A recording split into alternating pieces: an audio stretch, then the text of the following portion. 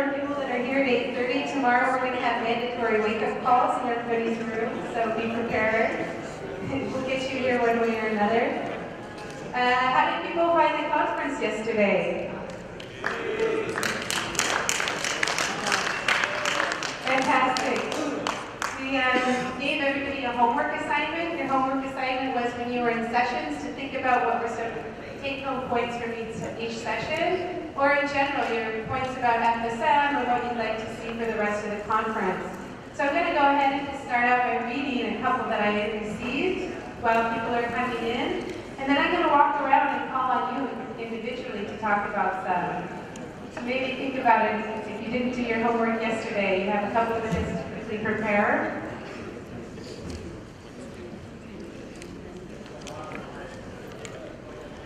I got one comment from Barbara Evans, who wasn't able to attend. She said to her, Faecal sludge management, one of the important points is the importance of keeping objectives in mind, what Eddie Perez calls, keep your eyes on the prize. I like that. We're all committed to improving the sanitation situation, so in any particular case, you need to find a combination of technical, social, and institutional tools which work in that place at that time, and which taken together give you a solution for the whole city.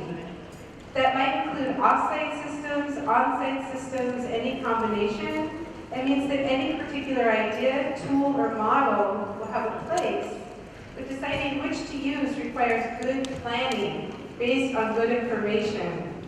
It's my firm belief, particularly in big cities where rapid growth occurs, that what is needed is a range or patchwork of approaches, some of which will only be used in the short term, some of which will be very local, but all of which are seen as part of a citywide network or system. And the irony of this is that this approach, compared to implementing a single system, for example, a sewer, actually requires stronger central oversight and management. Some other kinds of comments from yesterday, from some of the sessions, some key questions were, how can we actually package Faecal sludge management so that donors and banks can finance it? Some of the large banks were complaining that they actually can't finance Faecal sludge management the way they are set up and the way that Faecal sludge management currently is set up. Also, that cities won't choose Faecal sludge management because there's no successful citywide examples. So how do we close that loop? So I'm going to walk around a little bit and pick on you guys while we're waiting for some more people to file in and see what some of your take-home messages were from yesterday. Could you also please just say your name? Yes, hello, good morning everyone. Lars Schwibitz on the ER.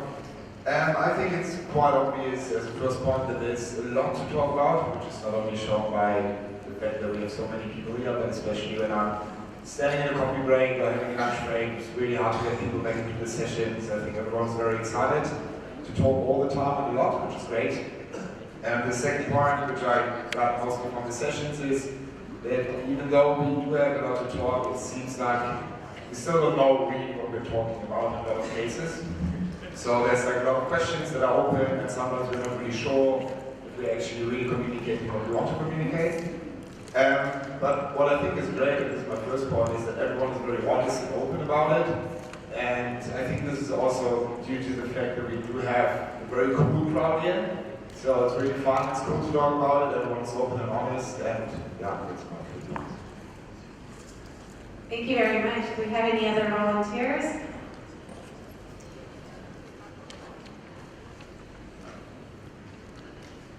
Did everybody have their second cup of coffee this morning? I'll volunteer. Hi, Dave Robbins here. I guess my first takeaway was a question I had that came from the first talk in the morning yesterday. I'm not really sure what people are talking about when they say containment, and I would sort of like to get a little bit more of a clarification on that. Are they talking about the sludge that tends to accumulate in septic tanks? Or are they talking about the pathogens that can actually flow out of septic tanks into the effluent? Brings a broader point that I think is worth discussing. That was my question, and one of the take-homes that I did get from one of the sessions yesterday was how really difficult it can be to actually desludge a tank. And I know this from personal experience, but that was from the US. We don't have such problems with people throwing such huge amounts of trash in these latrines, and some of the techniques that were discussed in some of the sessions yesterday on how to actually accomplish the desludging with these barriers in mind was very useful. So training, I think, is the big takeaway that we really have to make sure you can't just give people a truck and say, okay, now it's time to desludge. I think that's a really important one. I think we need one or two more comments over here. Somebody did have a second cup of coffee this morning. Good morning, everyone. My name is David Auerbach, one of the co-founders of Sanergy. One thing that I've really appreciated about this so far has been just how much experience is in the room, and that there's a lot of candor. I run a pretty young organization, and so being able to hear about the future pitfalls we're about to make early is really helpful, as well as being able to receive advice on how we should be growing our business is really helpful. And then one thing I'm also looking for is, and I think Linda, you just mentioned this, is that it's clear that we do all have to work with public institutions, and seeing strategies that are working in very practical terms and how you know that they are working is something that I would really appreciate anyone coming to chat with me about further advice. Great, thank you. We have one more comment here. Thank you. I'm General Hakim from the Asian Development Bank. And I think my takeaway from yesterday's session was that Faecal sludge management is a service chain. And we don't look at Faecal sludge just as one activity, but involving many activities from the household to the end user.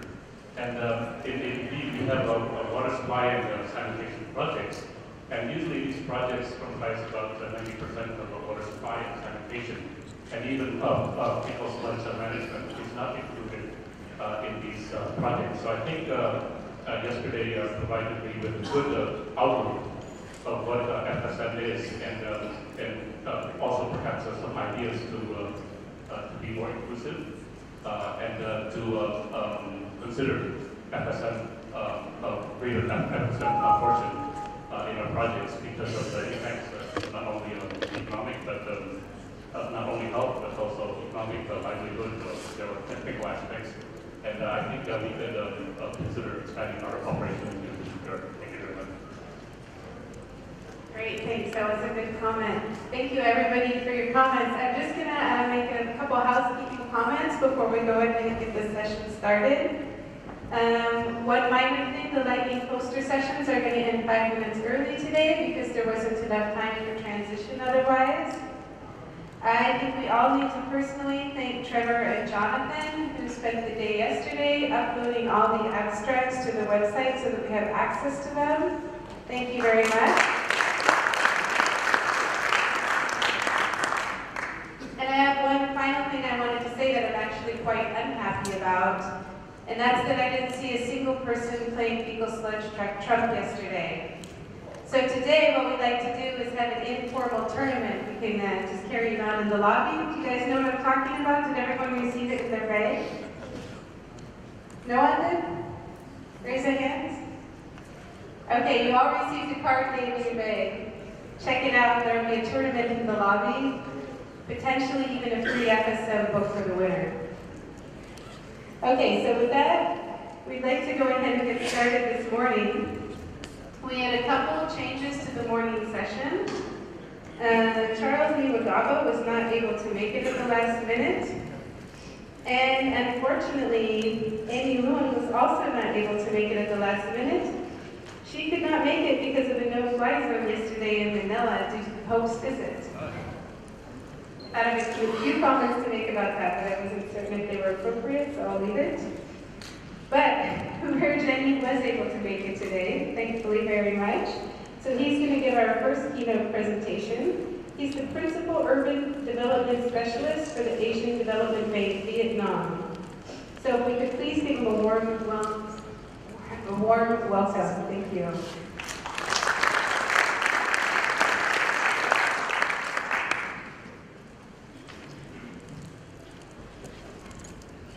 Thank you very much, Linda. Yeah, I just had to drive up the road to come over, so no problem. And did I get a free mobile phone?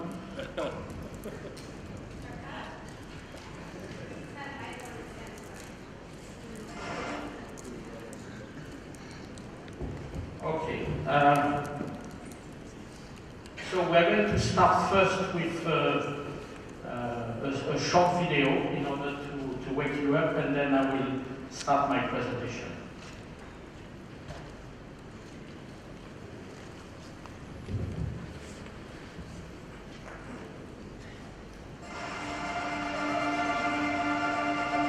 Fecal sludge is one of the most urgent urban environmental problems in developing Asia. A lot of toilets and septic tanks have been built in recent years as countries strive to meet the Millennium Development Goal for sanitation. Access to improved sanitation has risen to 57% in South Asia and 78% in Southeast Asia. But what happens after we flush? Gutters and canals in most cities are awash in untreated waste from septic tanks, pit latrines, and hanging toilets. If septic tanks are empty, the fecal sludge is often dumped anywhere convenient. Across Asia, domestic waste is the main source of water pollution and poses a serious threat to public health and the safety of sources of water supply. Given the high cost of piped sewage systems, septic tanks will remain a key component of the sanitation service chain. Therefore, septage management must be a crucial part of the sanitation agenda. This involves the safe storage, collection, transport, treatment, and reuse of fecal sludge. Some cities across Asia are taking the lead. For example, water and sanitation operators in several urban centers in the Philippines provide septic tank desludging services and educate their customers about the importance of septic management. The Asian Development Bank, in partnership with the Gates Foundation, is mainstreaming septic management in sanitation projects. Septic management will become part and parcel of all sanitation investments in the future. In Vietnam, for example, ADB is providing technical assistance to develop city sanitation strategies for 10 cities. This will lead to investment plans which include sanitation programs. ADB, together with the World Health Organization, is supporting a pilot project to develop sanitation safety plans in 2 cities in the Philippines. The objective is to reduce risks from fecal sludge and wastewater at every stage, including safe reuse for agriculture. Guidelines for sanitation safety plans will be developed from the lessons learned. All cities need to start septage management programs if we are to transform our degraded urban environments into more livable and green cities.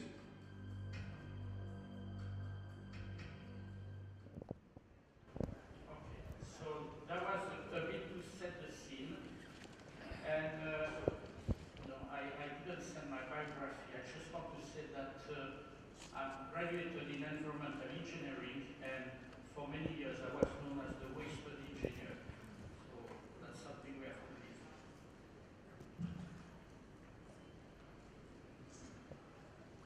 Okay, in terms of sanitation issue, I'm not going to go through the issue, but really what's driving is urbanization and densification of the cities.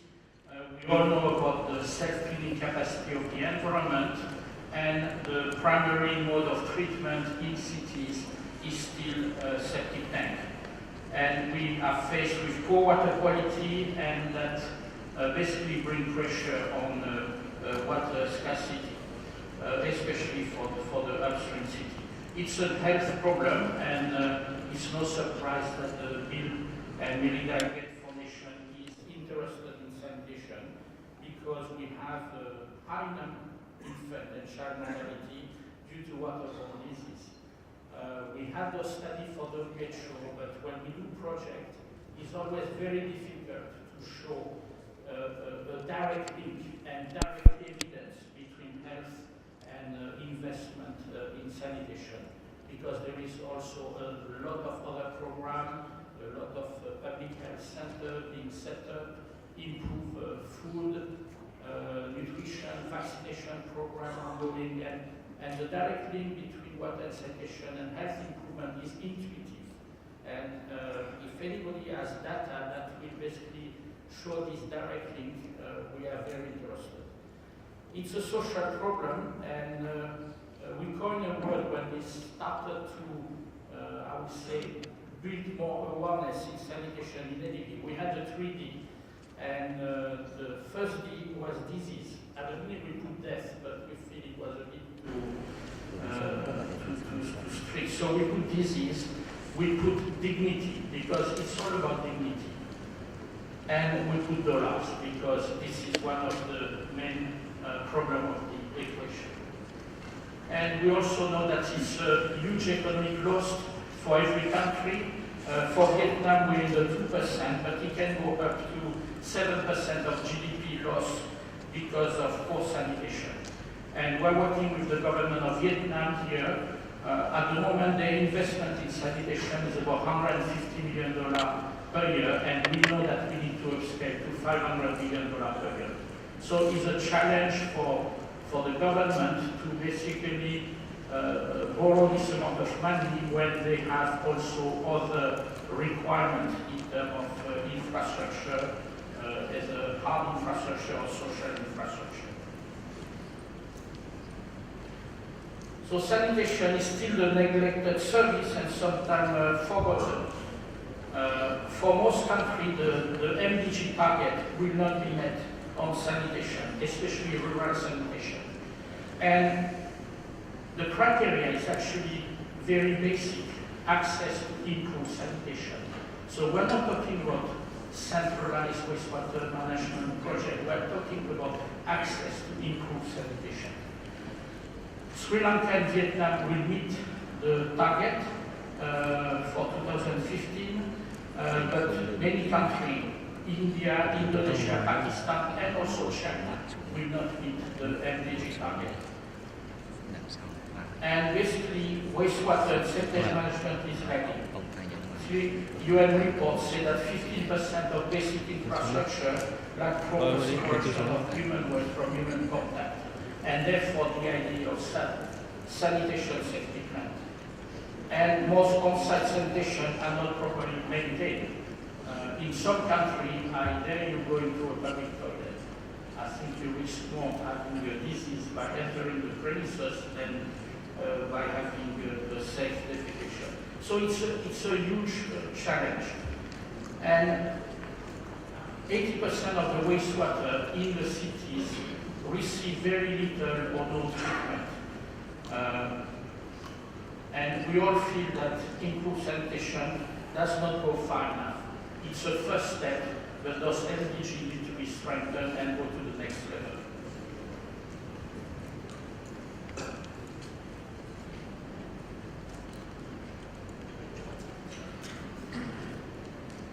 So, as density occur and informal settlement develop or slum in Asian cities, we have huge sanitation challenge. First, water supply, and then once the water supply has been resolved, sanitation becomes the next problem. And unfortunately, toilet are seen as a very nice superstructure rather than for its safe excreta management. And septic tank is really the same. A contractor will put it in the house because they have to. And some of those septic tanks, when we do survey, they don't even have a bottom. So lack of proper supervision is really considered as a very unimportant aspect of the sanitation chain. And of course, including ADB, we fail to provide those infrastructure when we finance them and to deliver sustainability of operation and maintenance. We basically finance the capital expenditure, and then the project finished, we run away. And I would say that's where the problem starts. So it's something we're working and trying to fix. And last but not least, an absence of pro-pro mechanism. We have some revolving fund, but even revolving fund for a very extreme poor family, it's out of reach.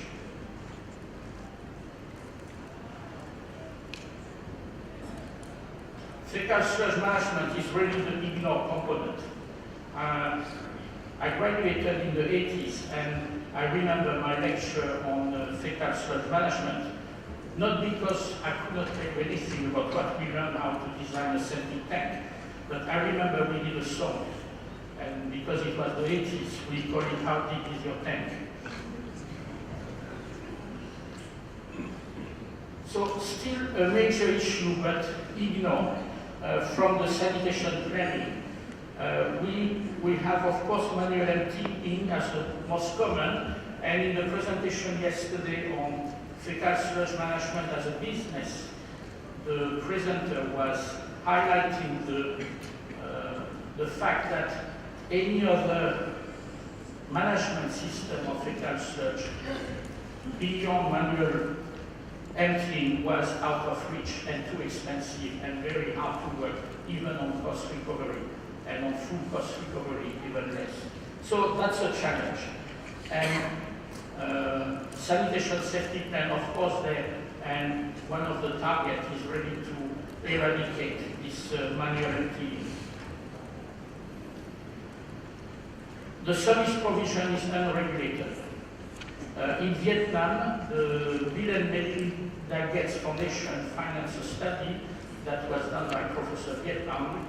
And I remember when Professor Vietnam in the presentation said we studied 3 cities, Haiphong, Hanoi, and Ho Chi Minh City. 2 of those cities had the private service, but we all acknowledge that the private sector was making a profit at the cost of disposing the sludge, not at the septic management facility, but in the canal next door. So they were emptying on the tank on one side and disposing on the other side. And you save on transport costs, you save on disposal costs, but that's really not what we are trying to achieve.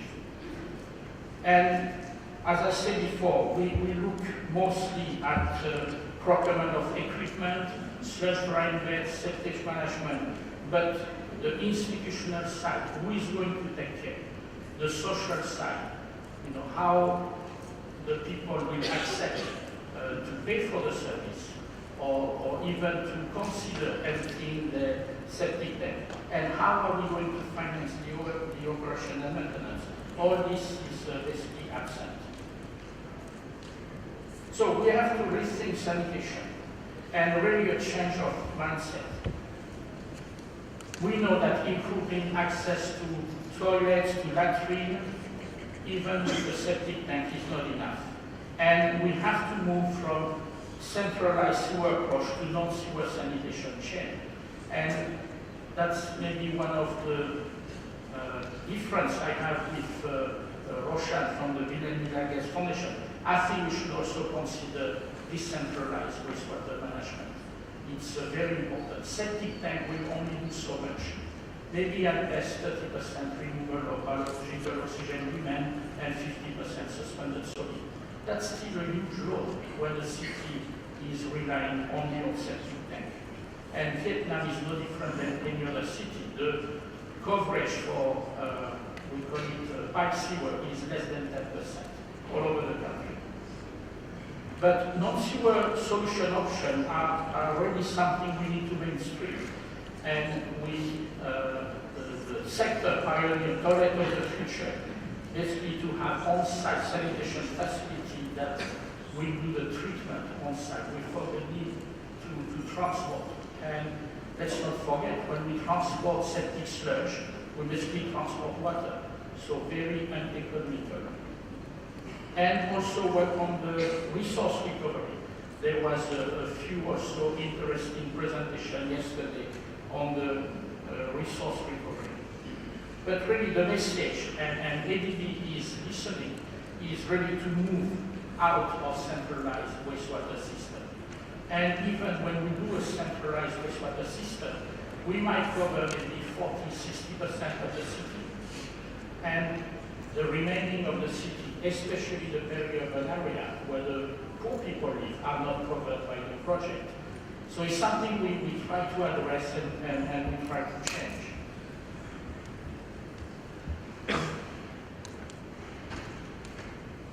So we have to rethink the work program of the waste. And ADB pioneered Green City and a green written with 3E, which stands for environment, equity, and economy. So basically looking at competitiveness of the city, looking at inclusiveness, including peri-urban area, and also improving environment. So when we look, I was very interested in the Swedish concept of symbiosity, because the best definition they had was, we are thinking waste as a resource, not as a waste. And I think it's a very good start. If you start thinking of the waste as a resource, the problem becomes completely different. So we have examples in agriculture, in transportation, and in green energy. And what is surprising is that the technology is there. So there is really an awareness problem and motivate properly city leaders to access this technology and to do something about it.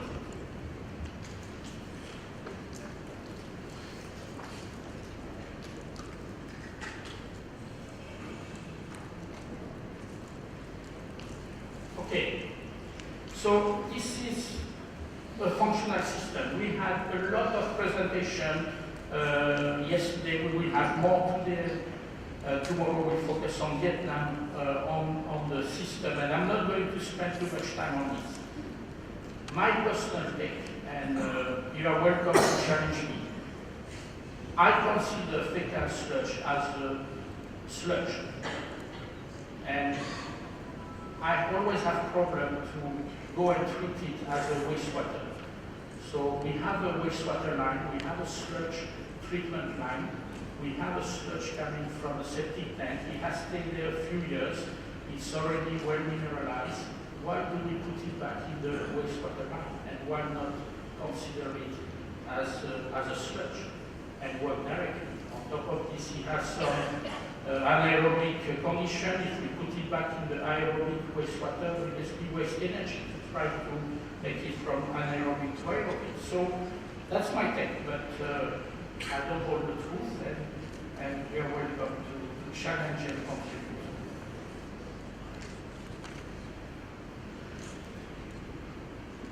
On the septic management program, those are basically conditions. We have the enabling condition, which the donor like ADB like a lot to talk about. And you have the facility and the service that will be provided through grant funding or through a loan. And the name of the game is really to change from a supply approach to a demand-driven approach. I remember one of the first site visits I did on rural sanitation in Vietnam. The comment from one of my consultants was that, look, they have mobile phone, they have satellite TV, there is no toilet. So it was not really a problem of access to finance, it was really a problem of priority within the household. And many other villages and cities face the same problem. So in terms of public finance, I told you before about our institution with the central government, and it's really a governance failure. Failure from the government to put sanitation on top of the agenda. Yes, Vietnam has the green growth strategy. Yes, Vietnam has a very strong legal framework in water and wastewater that I will present tomorrow. But if the Minister of Finance and the government limit borrowing at $150 million per year, there is nothing we can do except push and tell them we need to borrow more and help them find solutions to borrow more. Because without investment, it's going to be very difficult to resolve the problem. It's not going to resolve by itself. We also, when we do a water supply program, we basically cut the subsidy and we tell the city leaders the water supply sector is sustainable. We do a affordability study, we do willingness to pay study, we don't need your subsidy. Keep your subsidy for sanitation. Move them from water to sanitation. So that's one thing we have. And I told my boss that the next water supply project, I will not do a willingness to pay study, but I will do a willingness to charge so that the city leader can increase the tariff and move the subsidy into the sanitation or health or road maintenance, but definitely not water supply.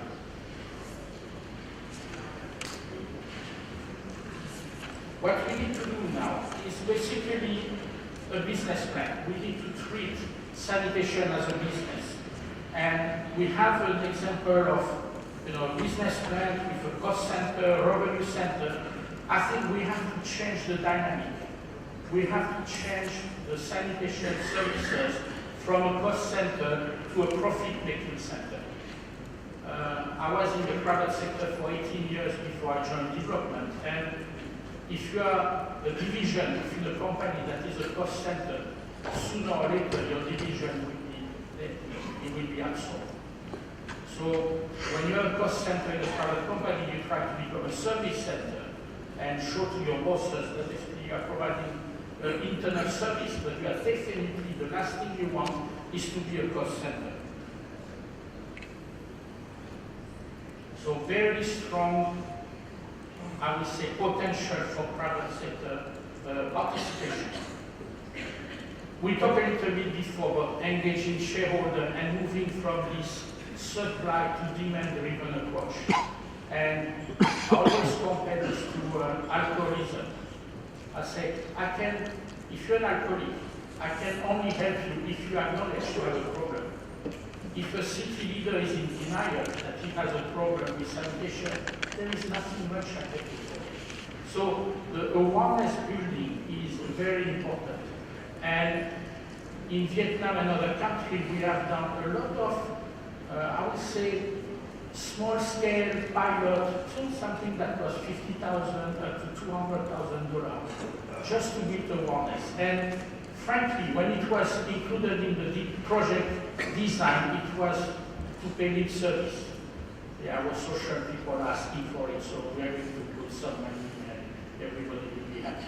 But when we do the project completion report, we realized that in the city where we did those small studies, there is basically an uptake in access to sanitation from the people, and there is a stronger demand, and there is a stronger willingness to pay for sanitation services. So that's really something we are working to mainstream and include systematically in all our projects.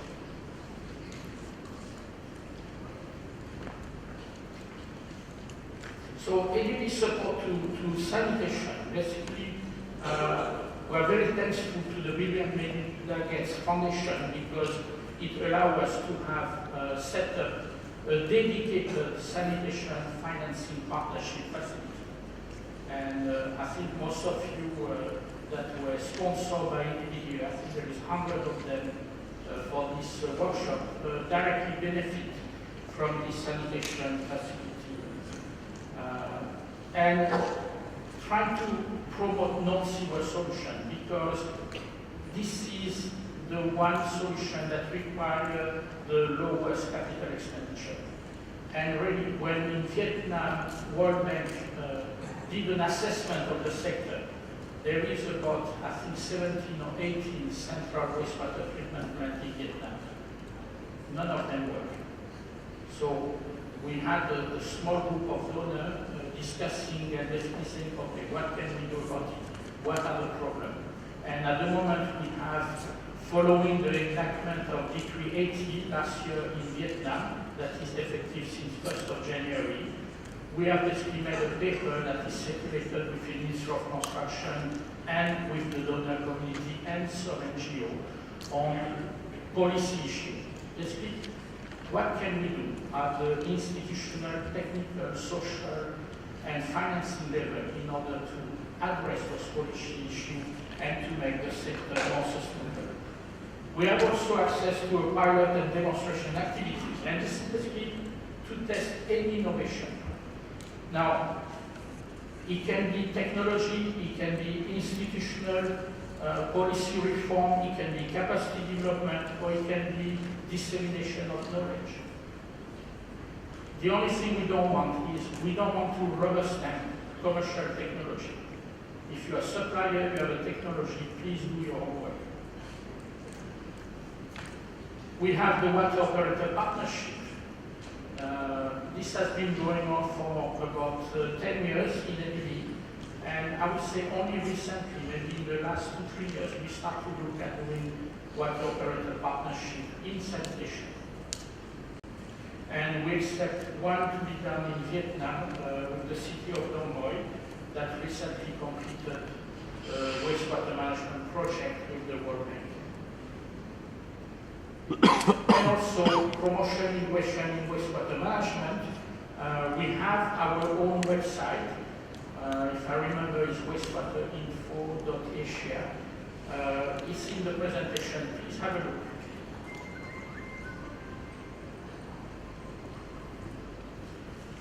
Now in Vietnam, we basically, I will do a more detailed presentation tomorrow on what we're doing exactly in Vietnam. But the cornerstone of the program is when we saw that the Minister of Finance was reluctant to borrow for sanitation, we decided to buy time and to do sector work.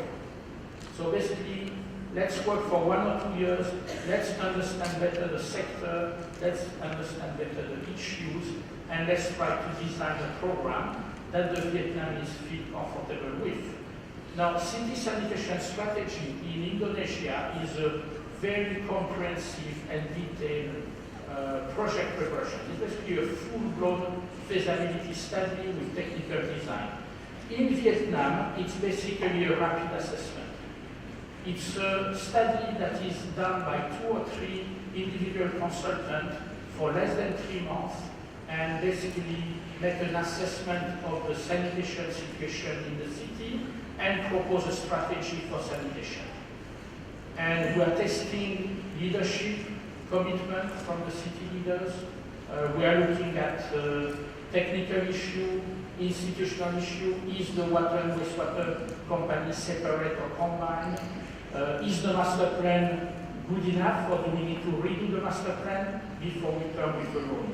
And basically, those city sanitation strategy, we started to plan for 10. At the end of the year, we will have 12 of them.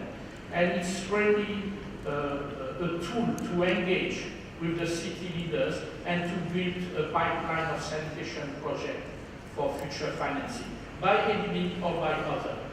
And I can tell you that we are now, it's early days, but we are working on a multi-donor urban environment program for Vietnam.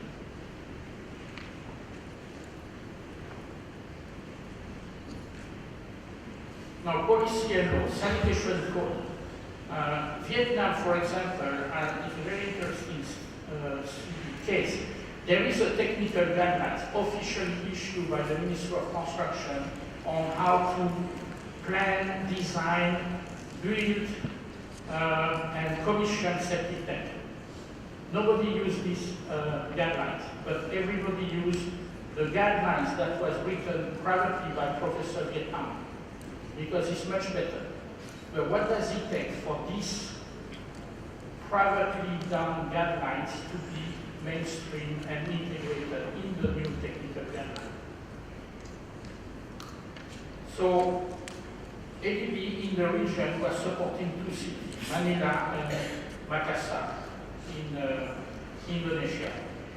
So we're looking at design standard, mandatory desludging, and proper treatment, proper disposal.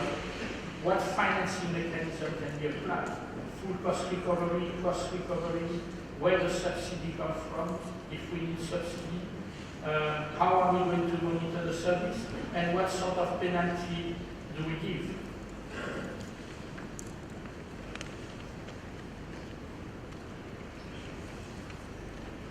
WHO, a couple of years ago, started working on water safety plan, and Vietnam was one of the pilot countries, and the next step was to move to sanitation safety plan. And ADB is actively engaged with WHO, and we have 2 ongoing pilots, one in Manila and two actually in Philippines.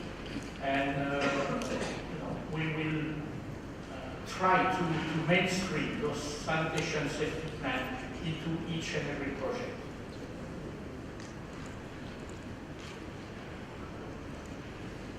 All about innovation, and I think the Bill and Melinda Gates Foundation understands this very well. Sometimes you look at the toilet that has been designed, and it look more suitable for the space shuttle than for a slum area, but it doesn't matter. It's only by going and pushing the envelope on those technical innovation that we will reach something. We look at what Asian Institute of Technology is doing in terms of mobile dewatering unit in order to save on transport costs. At the moment, the cost of the truck is very expensive, but it was the same when you started to produce the first car, when you started to produce the first electrical car, until we can start to upscale and make it on a full commercial basis, then the price will grow. So we're not to worry, and we strongly encourage any innovation in the field of sanitation.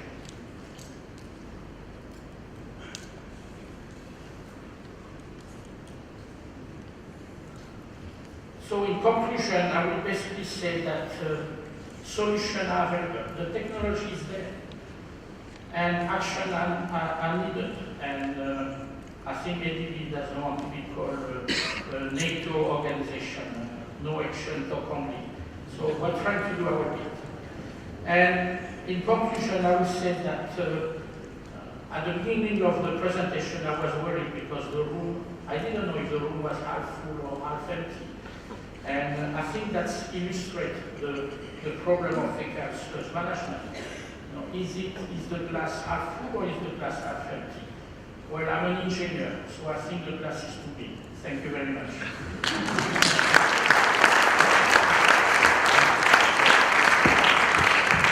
Thank you very much. If you want to stay on stage, we have time for 1 or 2 quick questions. You take here.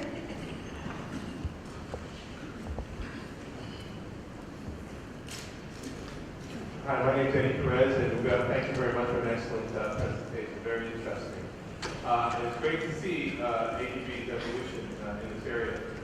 One of the things that really struck me is that you highlighted that fundamentally it's an issue of governance, as opposed to market failure, it's a governance failure, or in addition to being a market failure. I'm not sure it's an addition in your case, but how you presented it. But my question is, in terms of ADB's experience to date, and ultimately, at least the World Bank, the primary clients in urban sanitation are utilities.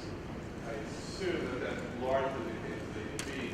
And utilities, historically in most countries, see their mandate as providing services not for all the citizens of the city, but for households that are connected to their sewer pipes or water pipes. So I'm wondering, in that context of governance and utility reform, experience or how that challenge is being dealt with, especially in the context of people like management, which is particularly poor who are not part of that.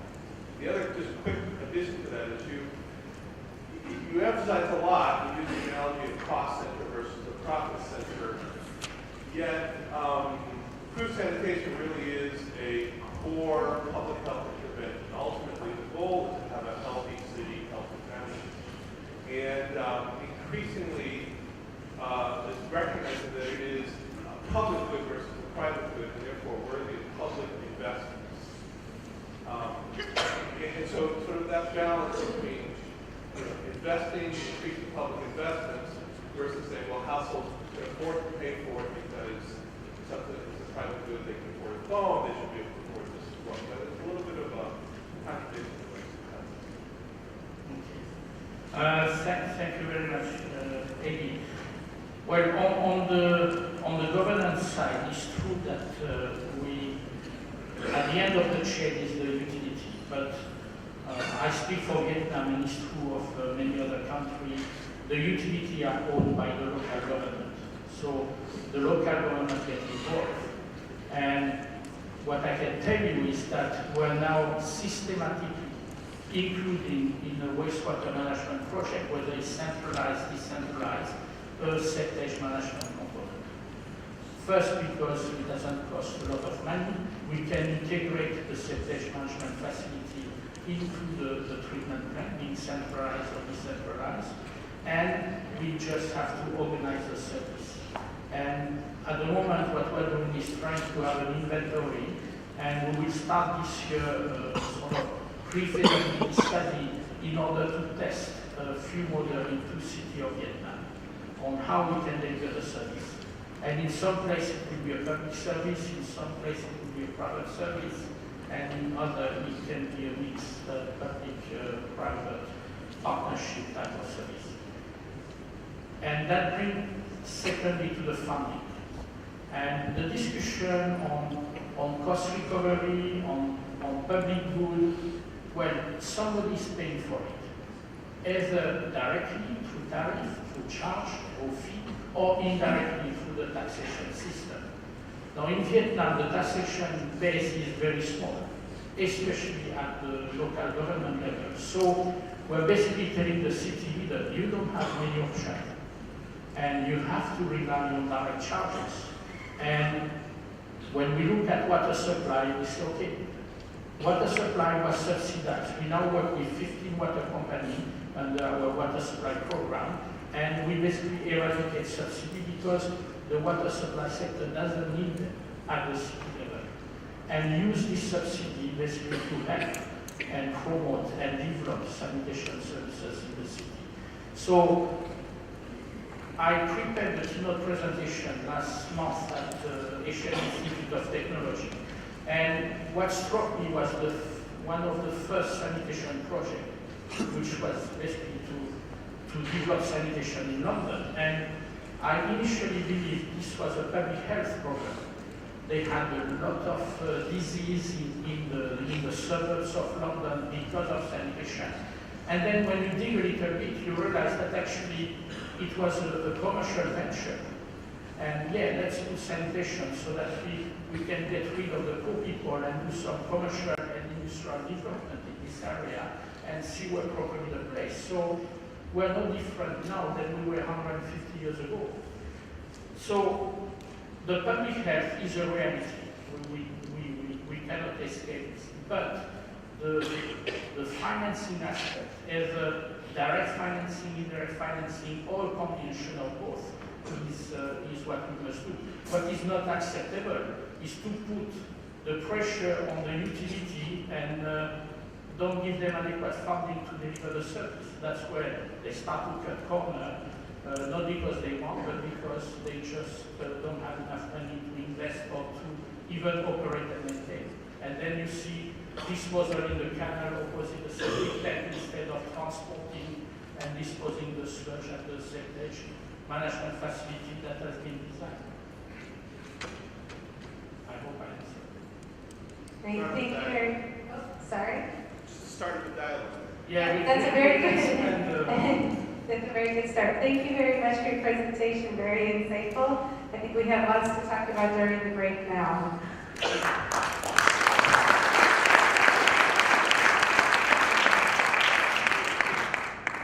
Next, I would like to introduce someone who needs no introduction to this crowd, and that's Dulai Konai. He's the Senior Program Officer of Water, Sanitation, and Hygiene Program at the Bill and Melinda Gates Foundation. Dulai is looking for solutions at scale, and what is happening in India is really going on at an immense scale. So he's put together a special session for us on this topic. Thank you, Dulai.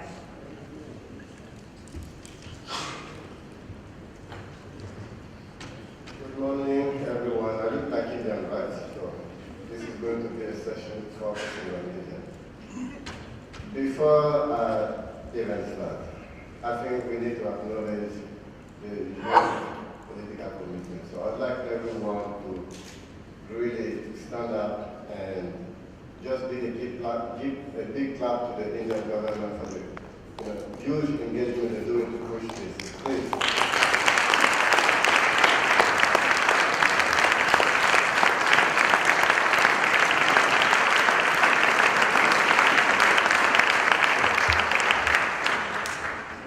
Thank you. This is a huge recognition. It's also a huge challenge that India is throwing out.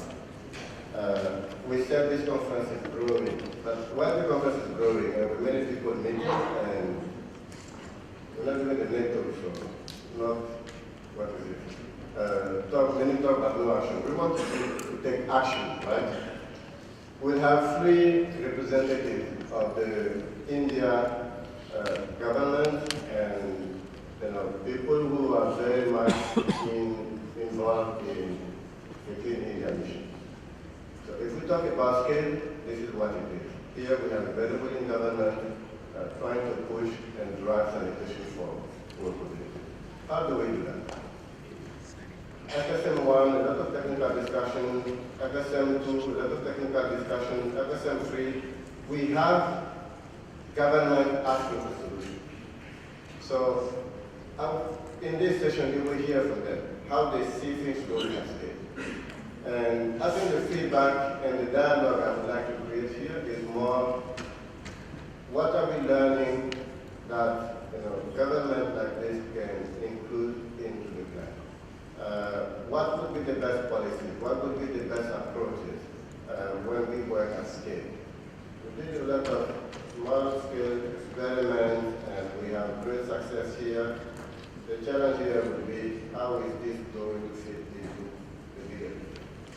And I hope at the end of this session, you get to understand what the need and the approach the government of India is trying to implement, and how this can be improved.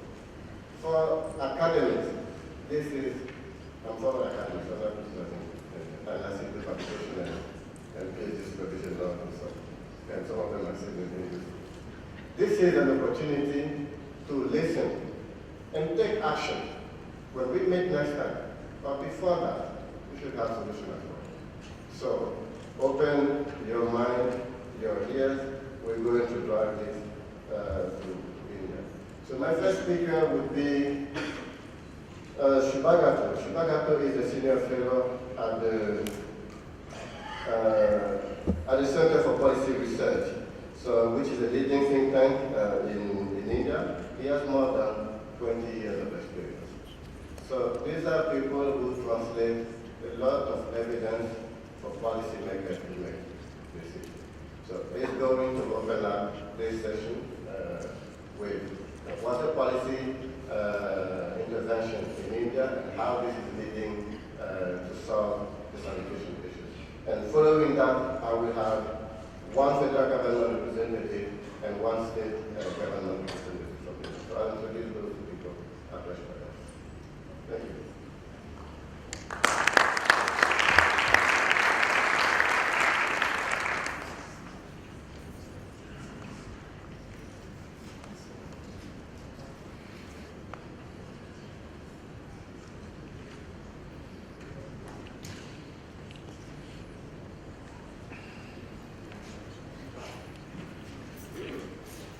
Good morning, ladies and gentlemen, and thank you, Dr. Cohen, for setting out the stage for this discussion.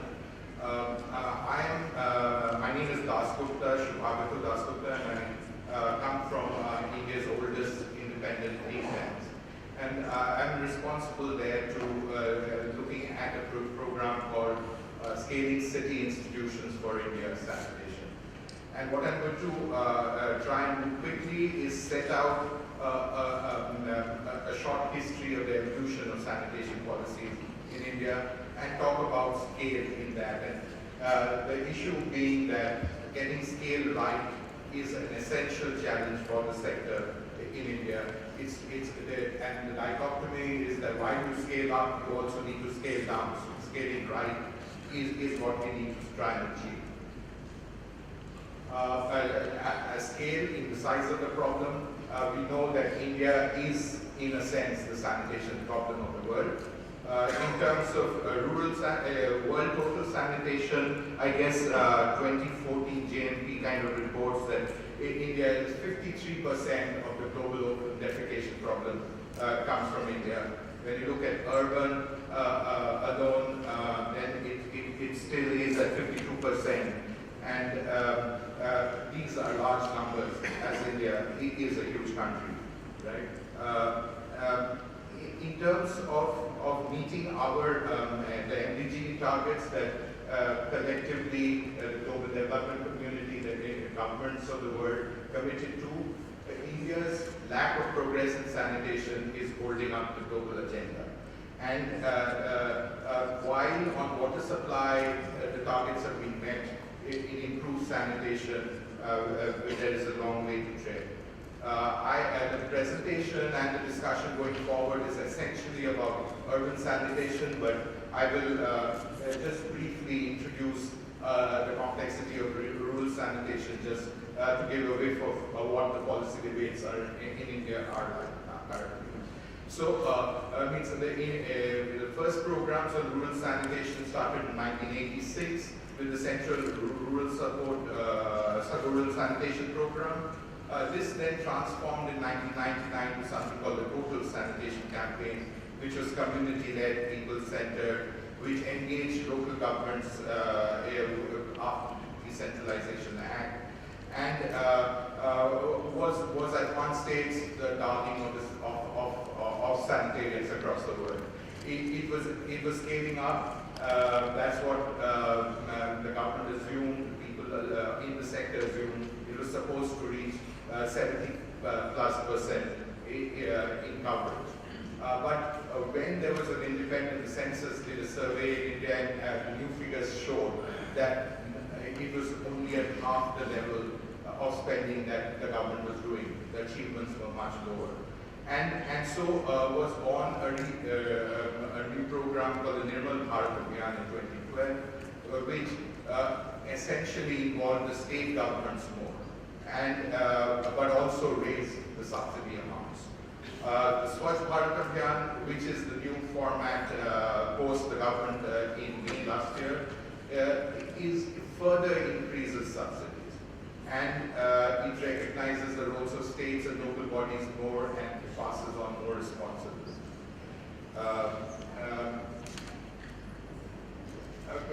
Interestingly, there's been a large survey, the SWOT survey was mentioned yesterday, and that shows where we are headed with some of this in a sense.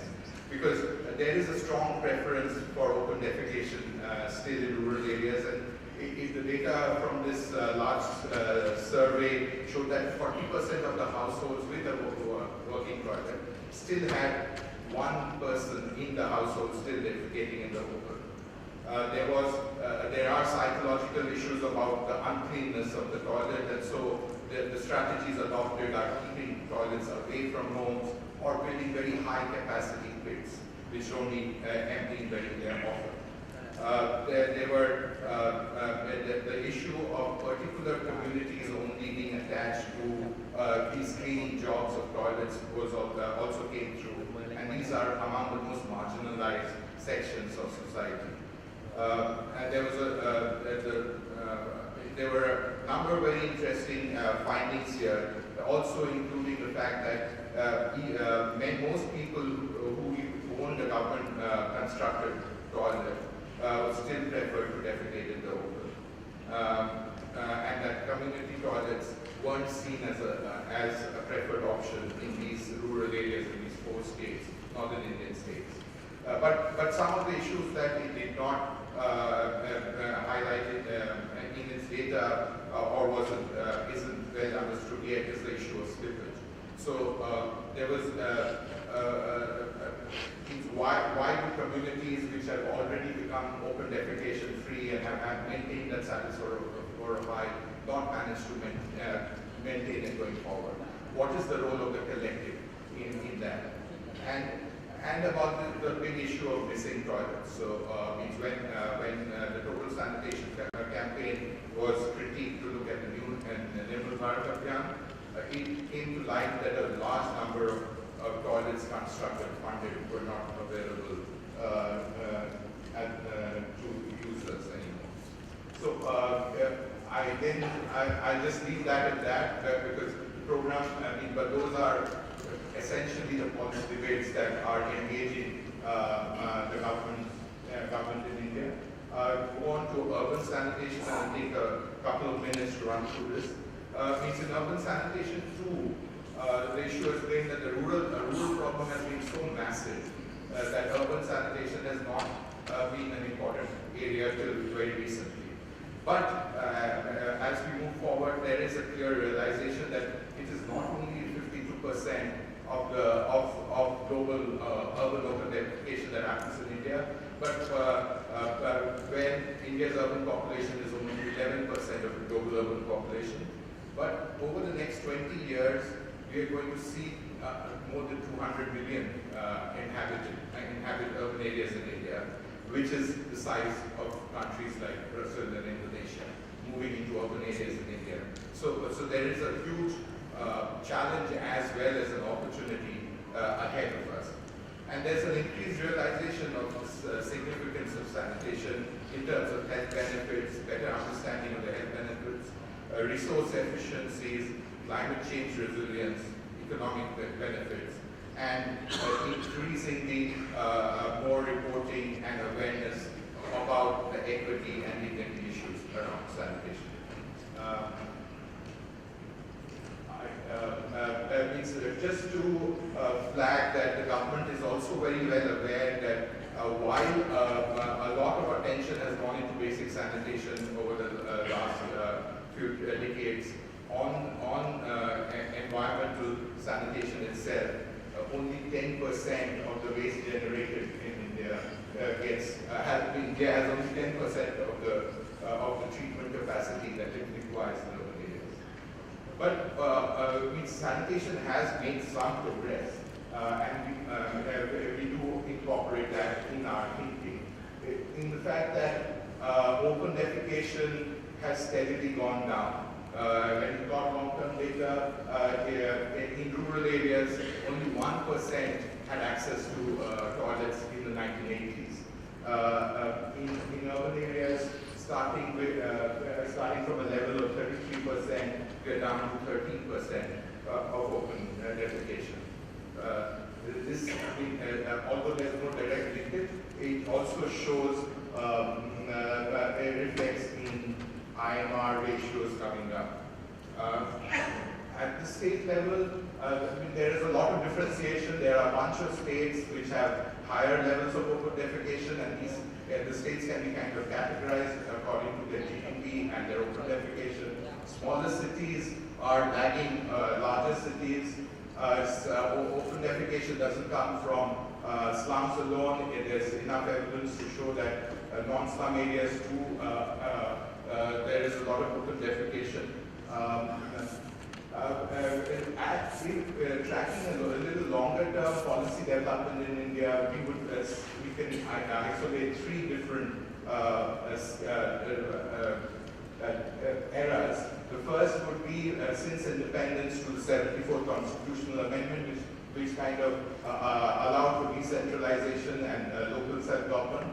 The second period, which led to the JNN warrant, which was a very large urban investment from the national government, and the period in between. In each of these, the complexity of national investments and the programmatic requirements have gone up. And sanitation has been reflected in very many of these. As we move up these three eras, decentralization and institutional empowerment at the local body level too have gone up. The funds and the functionaries have been located at lower levels of government too. There are some stylized facts which kind of show how, with India's economic progress, with more free resources being available at the central government level, there have been more ambitious subsidies, and in urban side too. And over the last January period, more than 200 sewerage projects have been constructed at 18,000 crores. So 180,000 dollars, I guess. I'm sorry, I don't have that figure in dollars. There's lots of lessons from analysis of these programs. There is this huge importance of the scale of funding, but alongside that come a lot of constraints too, in terms of stronger requirements of Government of India to micromanage program design. It has resulted in keeping the private sector away because of a lot of grant funding in the sector. So there are a number of lessons from scaling up investments from the public sector. On the policy side, too, urban sanitation has been in focus only recently from, it's only 2004 is the earliest incidents or discussions around urban sanitation. But it has closely followed international developments too. The National Urban Sanitation Policy was released during the International Year for Sanitation. But I'll come to that later. And again, each program, there will be lessons learned from each program going forward. And the Sludge Bharat mission that we are now engaging in does depart from the strategies of the past. And it is amazing the kind of acknowledgement that the sector is getting, and as sanitarians, it's our day in the sun in a sense. The connect that the Prime Minister has provided to the people at large, and has been, the strategy seems to be from his end to get individuals to want and demand sanitation and put pressure on local government, and simultaneously fund state governments to make sanitation happen. So in a sense, if we look at the strategies, a quick interpretation would be that in the past, before January, there were a series of smaller entitlement-based, city-size, sector-based programs, which then led to this one massive investment, which was reform-driven. And 23 reforms were tracked. They went in for larger cities and significant grant funds to incentivize cities to adopt more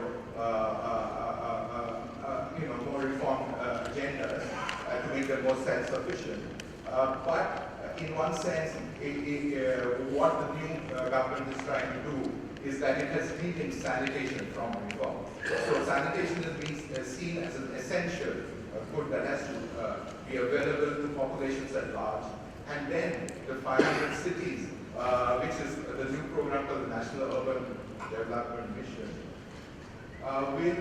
it is incentive-based, reform-based, and those are for the largest cities. And then there's a competition-based 100 cities program called the Smart Cities. So, while fecal sludge management is not applicable in the Sludge Bharat mission itself, a 100-city program has that, and so does the Smart City program. Thanks. I'll just leave it to connect it to the conference in another way by saying that 40% of the potential OSS, or on-site system service users, are basically going to be based in India. So there is a market and there is a strong demand for solutions.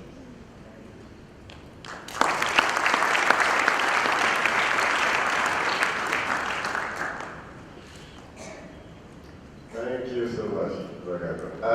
I'm going to take the next two, and then we have them in front of you for more introduction. Okay? So keep the question for the discussion session. So the next presenter is actually one of those people who will have to carry all this huge work. So Mr. Rohit Kakar is a deputy advisor in the Ministry of Urban Development, the technical work for the technical arm for Central Public Health Engineering and Environmental Organization. So they is the one carrying this for the federal government. And you already joined the slide, trying to reach 40% of the Indian population with a great fecal sludge management service. Please, the floor is yours.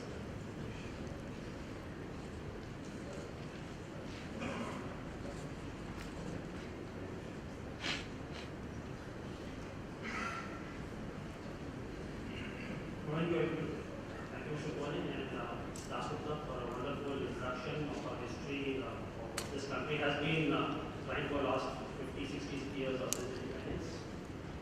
Now we have come to a stage where the country is now launching a specific mission, which is in fact a campaign-style program where we shall we aim to clean up the entire country in context of the toilets and the solid waste management for the rural as well as the urban.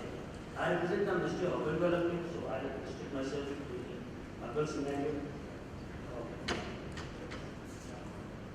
Addressing the first meeting of this present government and also implying on the emphasis being given by the Prime Minister, the President has stated that we must not tolerate the indignity of homes without toilets and public spaces littered with garbage. And for ensuring that, we shall go into waste management, hygiene, sanitation process across the nation through this Swachh Bharat mission or literally the Clean India campaign. This will be our tribute to the Mahatma and we aim to finish it by the year 2019, which shall be the 150th anniversary. The challenge once we take it to this pie chart is that this country in urban scenario has got 36% price and around 43% people are based on septic tanks and pit latrines, which were actually the features management component. And around 18% or 14% were using insanitary latrine or were defecating. Now this 14% itself is around 45 million people every day in just the urban areas defecating into those.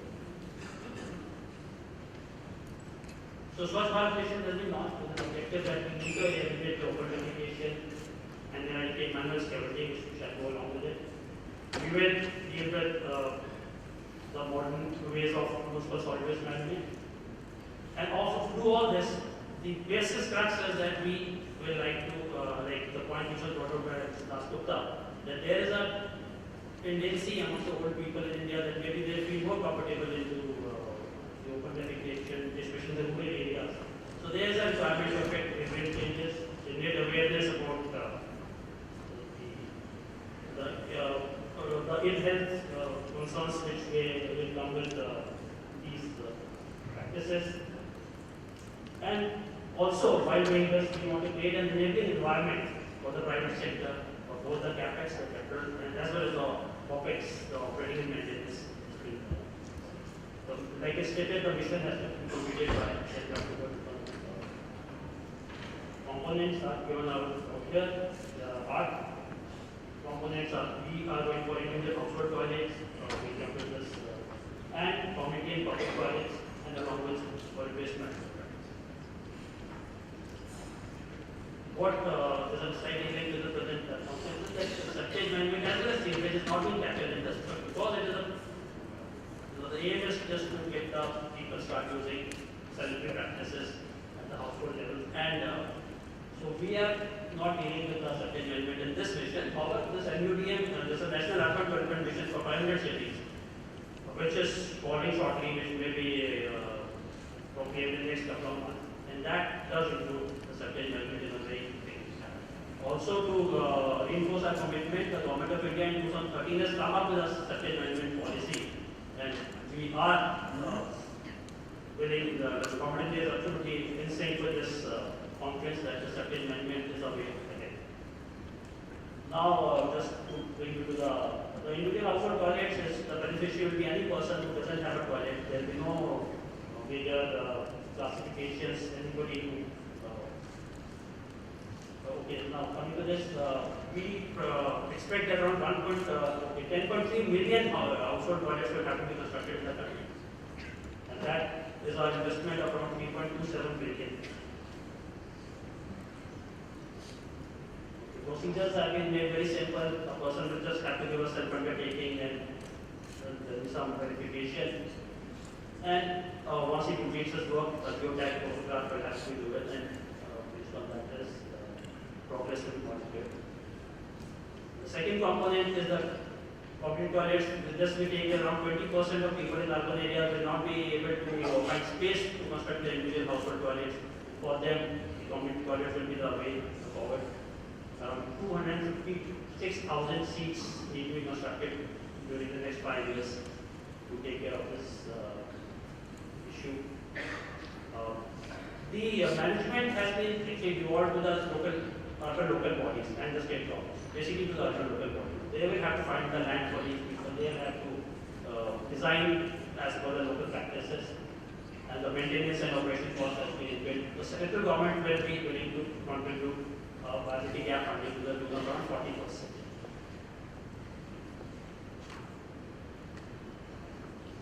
The third is a public toilet. These will be for those transient population which passes through a city, which we have taken at around 252,000 seats will be required out there. But these will have to be done up aesthetically as is supposed to be done near the public places, bus stands, railway stations, maybe tourist attractions. We are taking around 252,000 seats, another 300 million worth of investment coming up during the next 5 years. And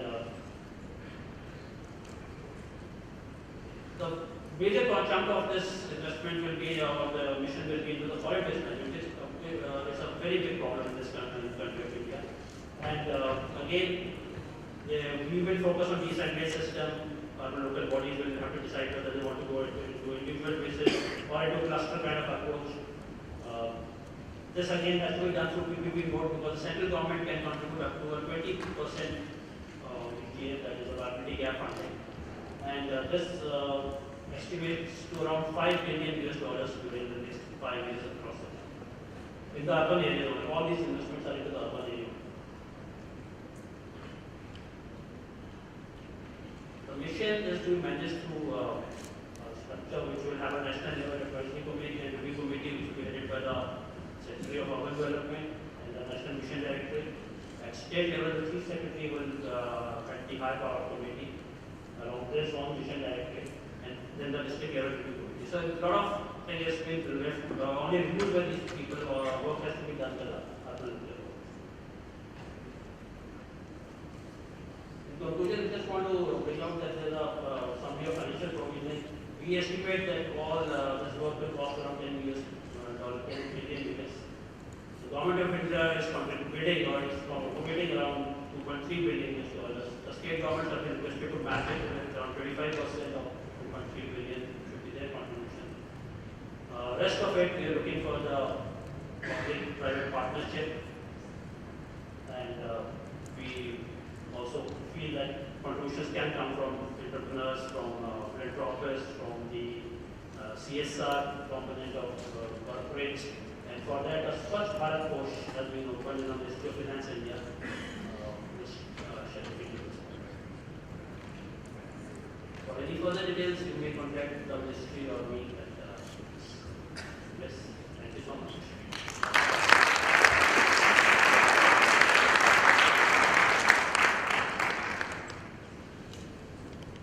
Thank you.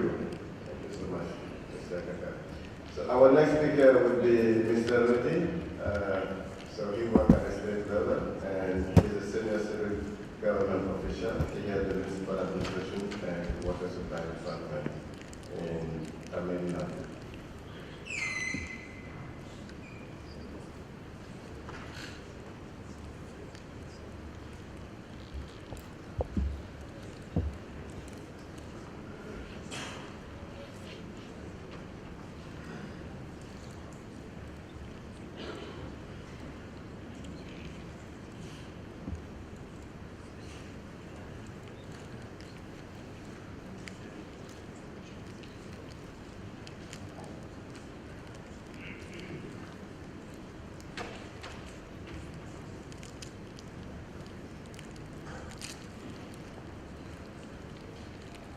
Good morning, ladies and gentlemen, and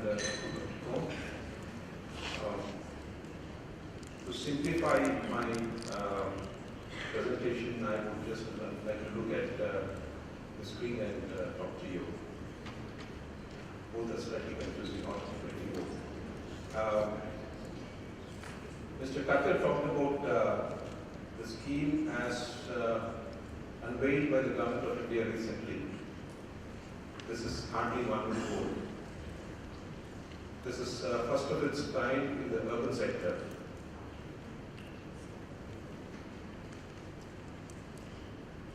I'll not dwell on this because he's already mentioned these two. Now, I'll take on from where the state governments come into picture. In India, we have a three-tier system. The federal government, the state government, and the local bodies. The local bodies have elected councils, whether they are rural or urban. And the urban local bodies have their own resources, and there are also untied devolutions from the state governments. Typically in Tamil Nadu, which is supposed to be one of the most urbanized states in the country, with about 48.5% of the people living in urban areas against a federal average of 31%. We have been in the forefront in terms of constituting finance commissions which independently assess the resources that are required by the urban local bodies and give a formulation to the state governments, and the state government accepts those recommendations. And as a result of which, the resources that are devolved from the state government to the local bodies is about 2 times what they generate themselves. Now, in terms of the project approvals, the Sludge mission or the Clean India mission has made a major departure from the previous central schemes, in the sense that the earlier central schemes required the state governments to approach the central government or the committees constituted by the central governments for project approvals. So we would prepare projects, the central government would appoint an agency to appraise the project, then it would go to a committee for sanction, then it would go to a finance division in the ministry. The whole thing may take about 6 months. But now, the funds are allocated to the state governments, and the state governments can approve the projects. There are still 2 layers. The layer 1 is the local body, layer 2 is the state government. This will facilitate speedy project approval. Now, another major departure is the fact that they've taken into consideration the urbanization in the states.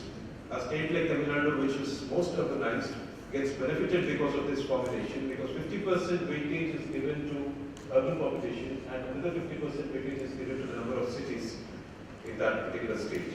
So, being an urban development project, it befits the formulation. The formulation is in alignment with the sector's requirement. Now, look at the funding pattern. The assistance to individual toilets is about 4,000 rupees. Now, this is about $67 US, in contrast to the cost involved, that is between 15,000 to 25,000 rupees, depending on whether we go for a two-pit latrine or we go for a septic tank. I'll discuss further what the challenges involved in individual toilets as such, and with the level of assistance that is being offered.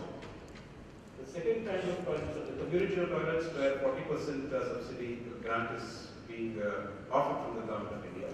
The third one is the public toilets in important places like bus stands and all, or marketplaces.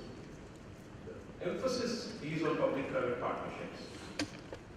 The assumption is that the private sector, given the right framework, would be interested in getting into this sector and investing in these assets and getting a payback out of the fee that they are allowed to collect.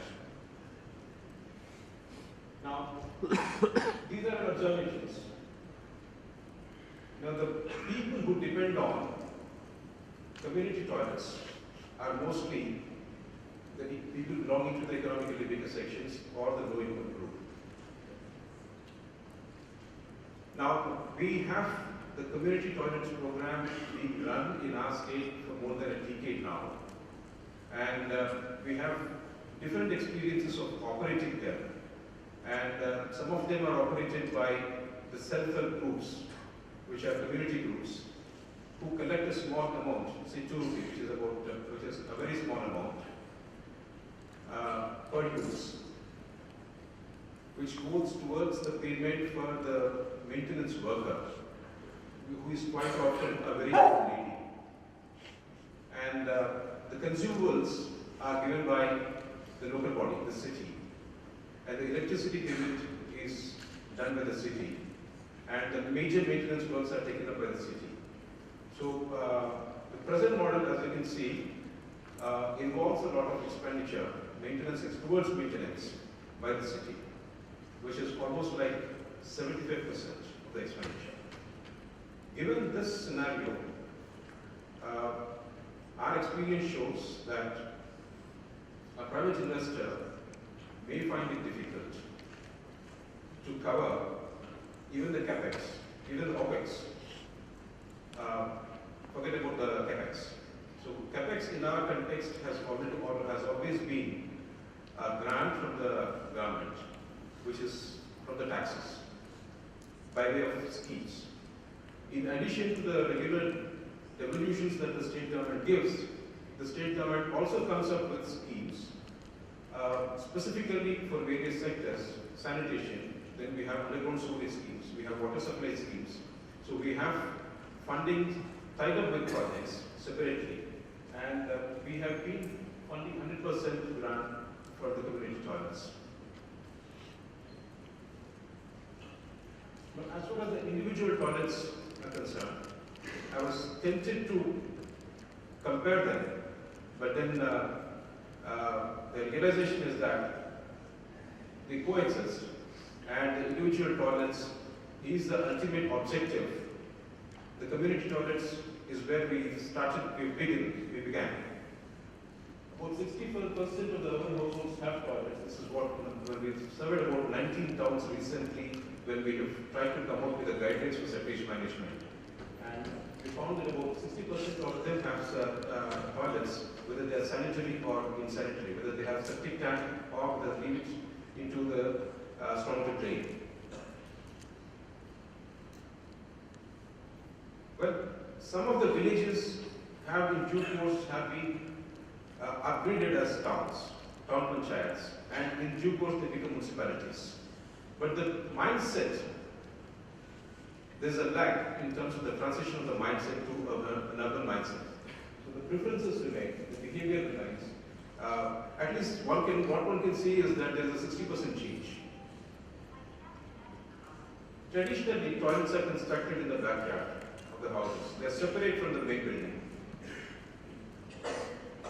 And with unregulated growth, unlike a well-planned city, unlike well-planned cities in the Europe or the West, what we see is that the villages or the towns, they grow at their own pace, and by the time we open our mind, open our eyes, the growth has taken place, and that leaves very little space for the urban planner to put in place a plan to regulate the growth.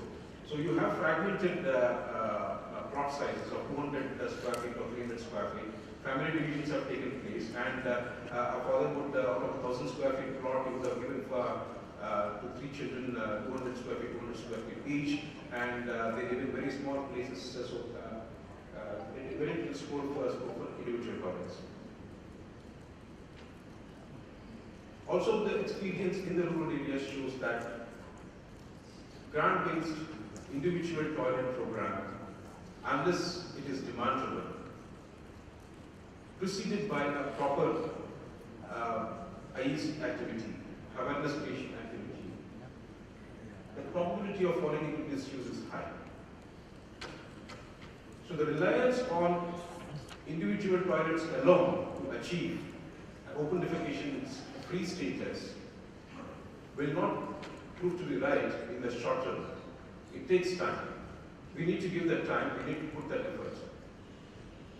That's where community toilets come into play and they fill the gap.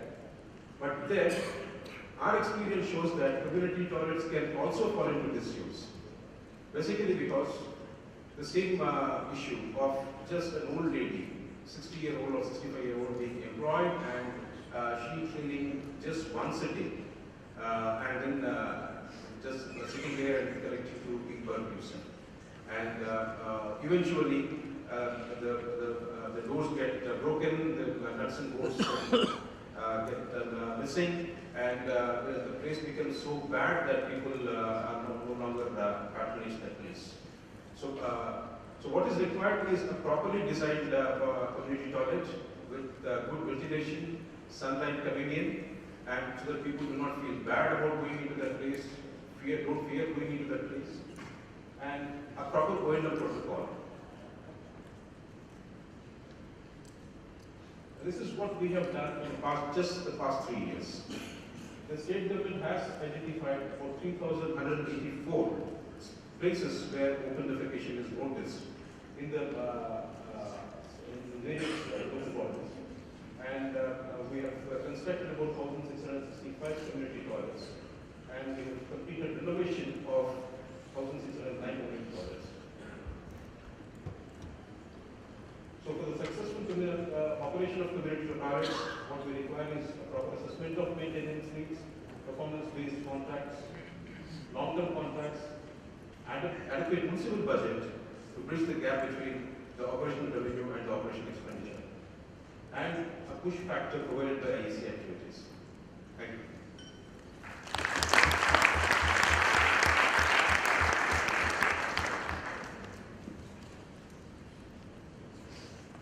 Thank you. I would advise also the two speakers to get the Now the floor is open. I was told we can take a little bit time on the tea break, so we can go till 10:30 and we'll break from there.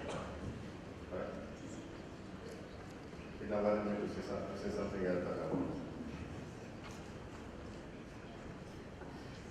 Good. Can I have a mic here for the panel to answer some questions? We're going to take three questions and have them respond, and then we'll do the next one. Okay? This gentleman is ready. Please. Thank you very much. Thank you for the presentation. My question is, in Bangladesh sanitation policy, no open defecation, access to toilet for all, and hygiene practice are included in broad respects. Sanitation is a broader subject as I understand. In some cases, we just bounded the sanitation in the envelope of stopping open defecation only without engaging FSM. But when we dispose these sludge stored in the septic tanks or pits to a water body, it damages the aquatic environment by decreasing the use of oxygen and other parameters of water, which is important for aquatic lives. In this regard, why we should not consider the sanitation along with FSM? Because without FSM, the toilets we use are not sanitary active at the end. Especially this question is to the last speaker. Yes, I think that both the three of them can answer this question. Right now, let's take two more questions before you.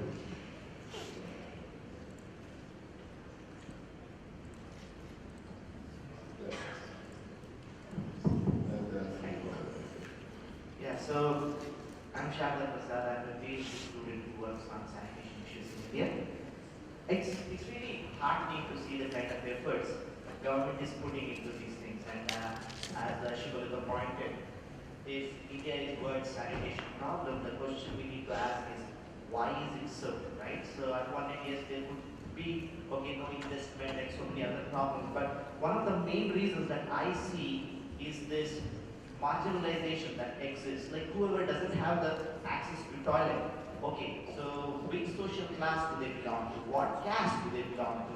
So that needs to be observed. The other thing what I feel, and which I wanted to ask the panelists here, is that yes, at one end here we are saying that okay, people are practicing open defecation even though they have access to toilets. But I have been observing this in Delhi over the last 6 months. I have been visiting Delhi quite frequently in 2014, especially wherever construction is going on with respect to Delhi Metro, and I'm staying inside IIT Delhi campus, and wherever construction was going there, like no toilet access is provided to any of the workers. So where should they go? It is government's own project. At one end, yes, it feels nice to blame the households that they are not using, but when we don't provide toilet facilities to migrant workers in a city like Delhi, I don't know how to, so they just go out and they defecate in locals. So I just want to know, like, how is government planning on tackling the problem in its own departments, in its own campuses, as well as in like huge apartment complexes? Thank you. Yes, third one. Okay, second one.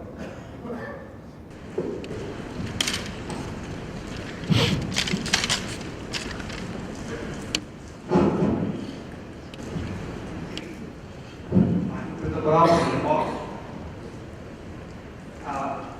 as you cross the target of water supply, but not meet the target of the sanitation. Whether this is due to the conventional mindset of people, or less focus of the government on sanitation, or less awareness program. Thank you. Thank you. Okay, so we have these three questions. I think you can choose to respond as you want. Each of the comment about I think yes, this question is for you. The first question, definitely the address is the Mike. Mike.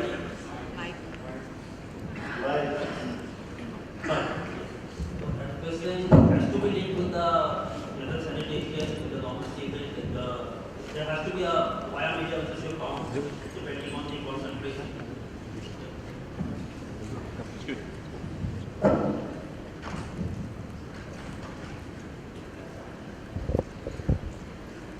So there is no doubt about it that this issue is it has to be a dual-pronged approach, where possible the sewage, where possible the sanitation. FSM has to be linked with the overall program, and whatever is the best for that particular scenario has to be adopted. There is no either or approach about it. Second question about the government own agencies not engaging into the getting the toilets in place. As per the rules, all construction sites have to have adequate number of sanitation facilities for the workers. And in this present scenario, even in the Sludge participation, one of the ways open to the public is that you need to take out photographs and put it onto the ministry website. And the state governments and the central government is supposed to respond to that particular illegality or any other activity which is in terms of sanitation, be it in terms of solid waste or be in terms of such problems. So if people have to take photographs, then what if people don't see and take photographs? Then how will that get ever addressed? It's inside government's own complex. And if we talk about legalities that exist, of course, manual scavenging is unconstitutional since 1993, but it exists in Lucknow, which was represented by the ex-Prime Minister Atal Bihari Vajpayee ji and the current incumbent Home Minister Rajnath Singh ji. Manual scavenging exists right in the heart of Lucknow. So I am really curious about, okay, do laws and legislation solve the problem, or what about the accountability? I just don't see the accountability part whenever Indian government speaks. That is my concern. The Indian government does not deny any mistakes of the past. Indian government is saying that now you could say these kind of problems are at you could say local level. There is no, you could say, dearth of legal frameworks in the country, but maybe at a local level such problems would be there, and a person in case he finds a problem, he is supposed to approach that this site is carrying out an act which is not correct. And maybe our own officers would do that, or maybe in case the public will also participate, then we can all get the country into a better shape. Thank you.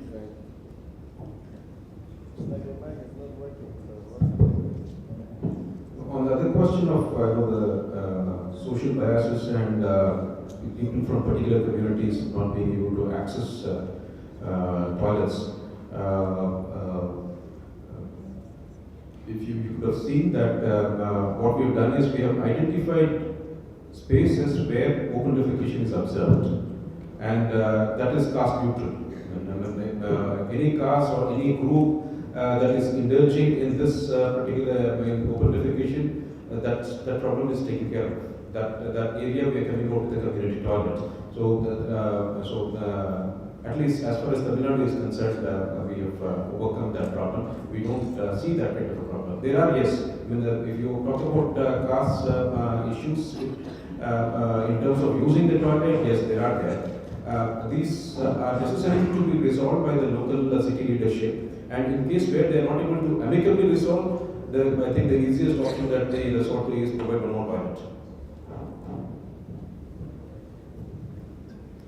1 minute on that.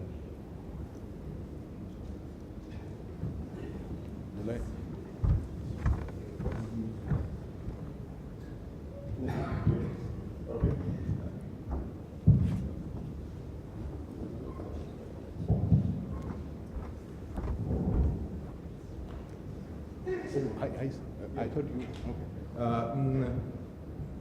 Means I think very good questions. If the government had all the answers, Sharda, then we wouldn't be having this session. So I guess what this new government is trying to do is reach out and create demand and accountability, drive society to demand accountability. So there are new processes being put in place to drive accountability bottom up, but it's not a one-way process that only state and institutions of the state will push down accountability as a natural process. It has to be driven up by society too, and creating that groundswell of demanding accountability is very much the way this Prime Minister, our Prime Minister now, is approaching the problem. So I would be less skeptical. I would as the Prime Minister and every leader who is speaking currently about the problem is asking citizens. There are these interactive websites. There are enforcement mechanisms. There is more than enough legislation, but it's about implementing the legislation. And sometimes our legislation is very emotive instead of being practical. So within this minefield that we are in, I guess this new effort is quite a strategically different, and I guess we'll have to see how it goes. I would like to add, so maybe ask you, the panel members here, some few questions. This is a huge undertaking at larger scale. How do you make sure that the choices you're making and the service that you're funding are standardized? So do you have a standardized framework where you ensure quality, sustainability? So what's the plan and how this is structured?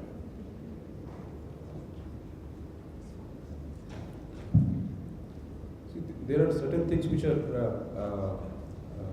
done at the central level, that is at the state level, and certain things which are expected of the cities.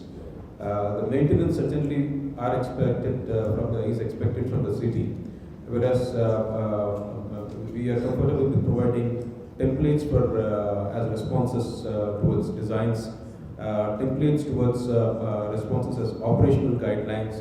How do you operate standard benchmarks for operations of toilet complexes?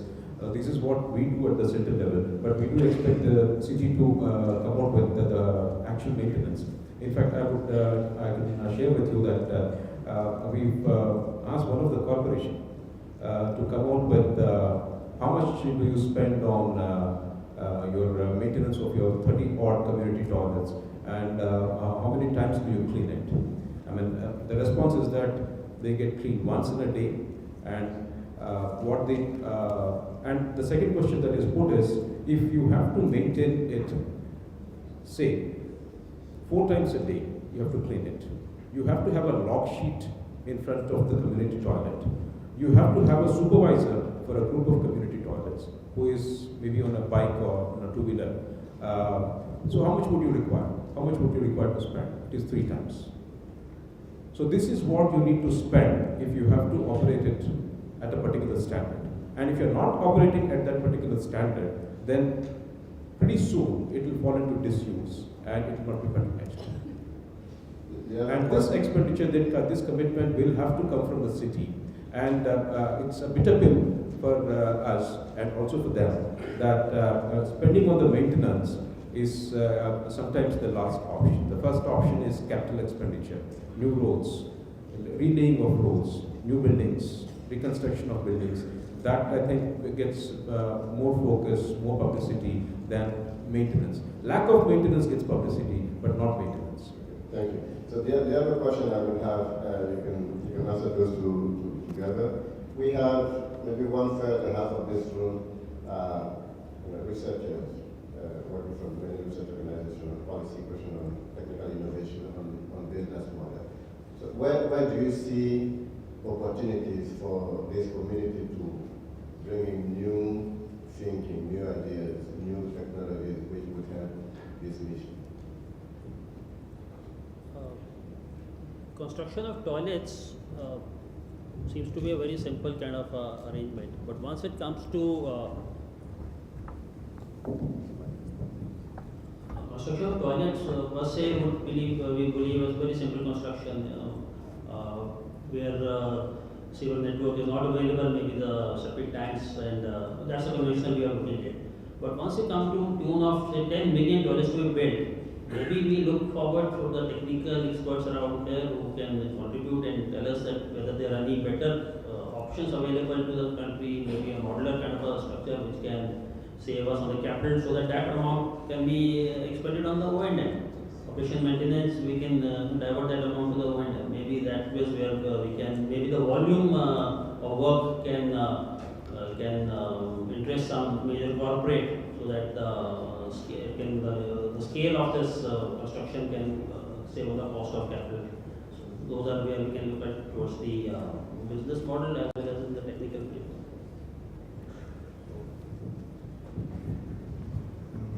So I'd like to address both the questions about sustainability in projects and investments.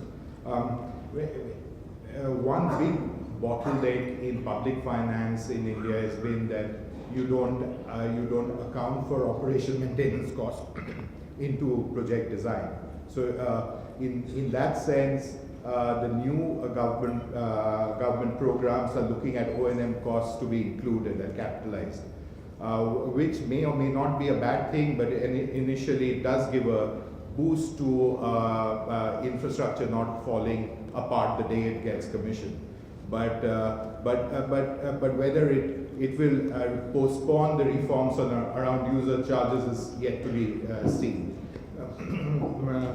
On the other thing about sustainability, in a sense, is that these new programs are relying a lot on something called the viability grant funding, which essentially asks for non-grant funds to come into these businesses, to come into these projects. So there will be commercial rates of funding to be matched with some of this public grant money. So there is a move to look at more intelligent finance, which hopefully will cut projects to scale, help cut projects to scale.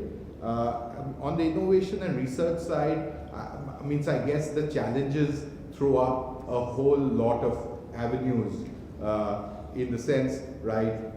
How does, given that the water supply is increasing so rapidly in urban India, what are the intermediate solutions, or whether they are ultimate solutions? The question is still open in the minds of policymakers and technocrats. How different it is in these different states of India, because one thing is sure that what works in one state will never work in another in India. So that's the complexity of issues that India throws up. And so I guess we can have FSM3 and have researchers and innovators still working around India. This will be my last question. What would you want to see in FSM4? So let's do another round, three more. Yeah, you will have to have coffee break with these people because we're closing at 10:30 and I'm not going to take all the questions. So there was just gentleman here. Another, I think this is a gentleman. Is it you? Yeah, okay. So, Minister, and the lady in the back there. So, fourth question, and then I think we see how much time we have. Oh, I miss you. Fine, no problem. Thank you, Mr. Moderator. My name is Devalok. I come from Bangladesh, and it was great to listen to this good, excellent presentations from India. One thing I was wondering while Mr. Dasgupta was narrating about the policy development in India, actually the participation of grassroots in developing those policies and programs, or I could not capture it. So if you kindly please explain a little bit. And second thing, which comes out of two other presentations, which we observed that in next 5 years' time there will be a huge amount of subsidies going to construct different types of toilets. And I'm closing. Yeah. Mr. Dasgupta was mentioning about missing toilets. So, what is the safeguard in next 5 years' time to judicially use those subsidies as well as combat the corruption? Next one goes in the back. Thanks, Mr. Chairman. My name is Jan Willem Rozenboom, and I'm based in Seattle for the Gates Foundation. And I wanted to ask a question about the cost of service provision and the role of the private sector.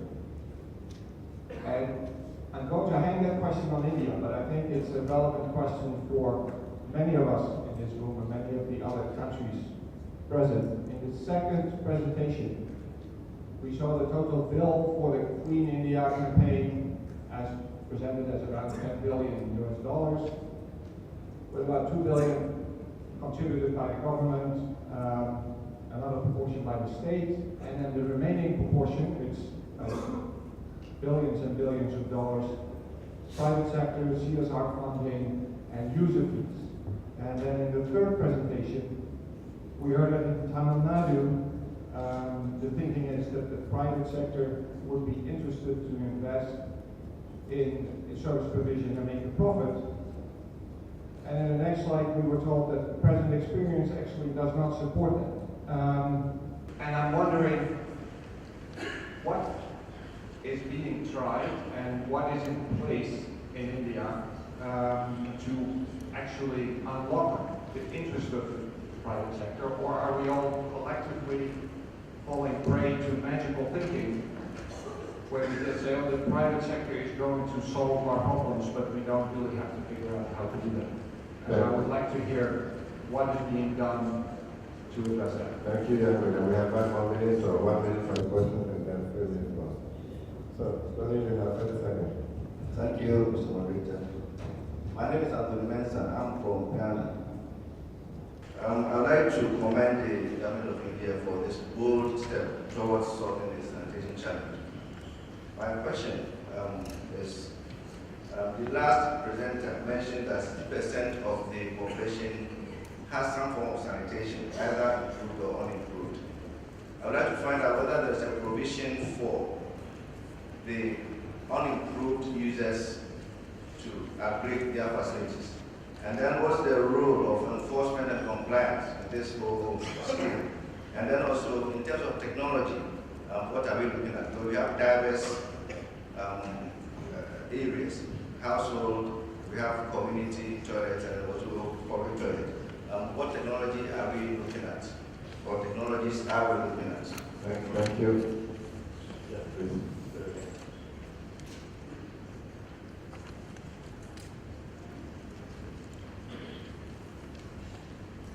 My name is Vipuli Verma from India. My question is to Mr. Halitra Reddy.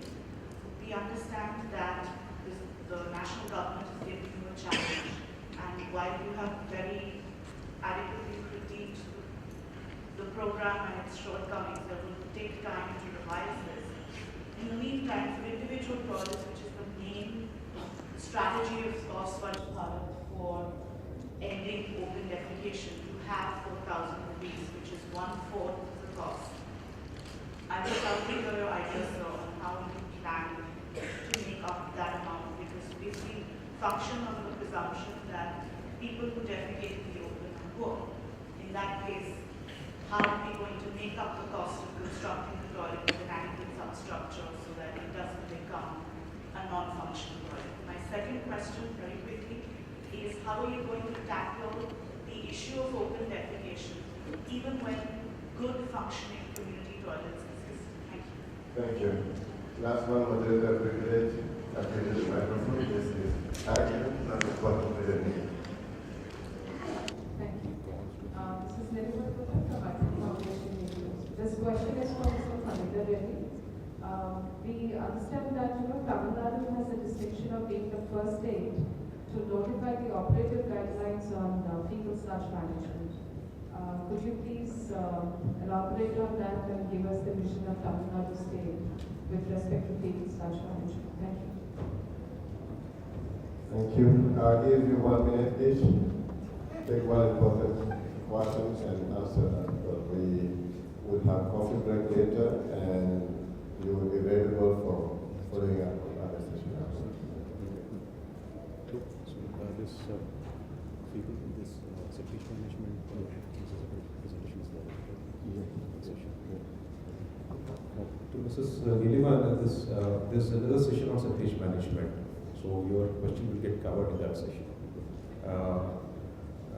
On to the individual toilets and the insufficiency of the capital grant of 4,000 rupees, whether it will be sufficient to infuse and encourage people to adopt individual toilets.